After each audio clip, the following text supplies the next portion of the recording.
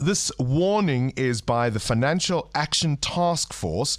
Please explain what the international watchdog does and why this warning is so grave.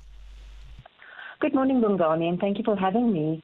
So let me just maybe explain what the findings was and where this all comes from.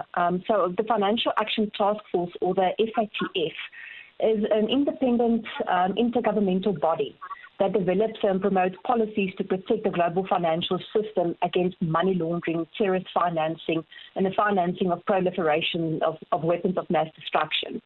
This really goes back to money laundering. And if you look at some of the statistics and why this is so important, in 2021, they actually estimated that an amount of money laundered in 1 year is between $800 billion and $2 trillion in current US dollars. So there's a real need for an institution like this.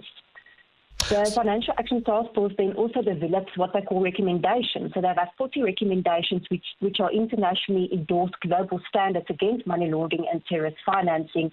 And then this framework is used to assess a country's level for compliance for combating money laundering and terrorist financing.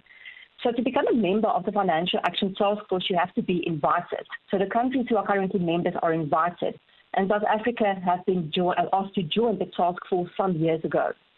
So this task force basically then measures your compliance with regards to these 40 recommendations that they make.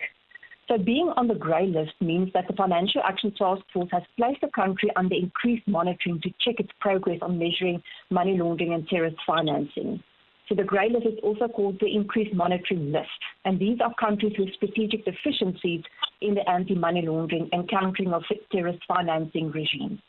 So when you are placed on this list, it means that you are working with the Financial Action Task Force to resolve the strategic deficiencies that they have identified. 702. More than a radio station. Let's walk the talk.